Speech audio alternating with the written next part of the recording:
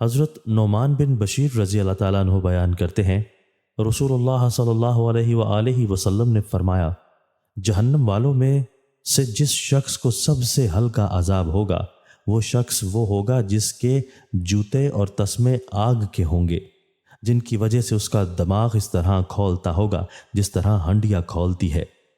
وہ یہ خیال کرے گا کہ کسی شخص کو اس سے زیادہ عذاب نہیں ہو رہا، حالانکہ وہ سب سے ہلکے عذاب میں مبتلا ہوگا۔ حضرت انس رضی اللہ تعالیٰ عنہ بیان کرتے ہیں، رسول اللہ صلی اللہ علیہ وآلہ وسلم نے فرمایا، روز قیامت جہنم والوں میں سے اس شخص کو لایا جائے گا جسے دنیا میں سب سے زیادہ نعمتیں میسر تھیں۔ اسے آگ میں ایک غوطہ دیا جائے گا، پھر کہا جائے گا، اے انسان، کیا تم نے کبھی کوئی خیر و نعمت دیکھی تھی؟ کیا کسی نعمت کا تیرے پاس سے کبھی گزر ہوا تھا؟ وہ عرض کرے گا، رب جی، اللہ کی قسم نہیں۔ پھر اہل جنت میں سے ایسے شخص کو لایا جائے گا جس نے دنیا میں سب سے زیادہ بدحالی دیکھی ہو۔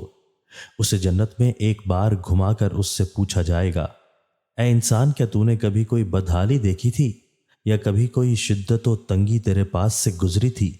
وہ عرض کرے گا، رب جی، اللہ کی قسم نہیں، نہ تو کبھی بدحالی میرے پاس سے گزری اور نہ میں نے کبھی کوئی شدت و تنگی دیکھی۔ حضرت عبداللہ بن عمر رضی اللہ تعالیٰ عنہ سے روایت ہے کہ نبی اکرم صلی اللہ علیہ وآلہ وسلم نے فرمایا، 4 خصلتیں ایسی ہیں کہ جس شخص میں سب کی سب پائی جائیں وہ خالص منافق ہوگا، اور جس شخص میں ان چاروں میں سے کوئی ایک پائی جائے اس میں نفاق کی ایک خصلت ہوگی، حتیٰ کہ وہ اسے چھوڑ دے۔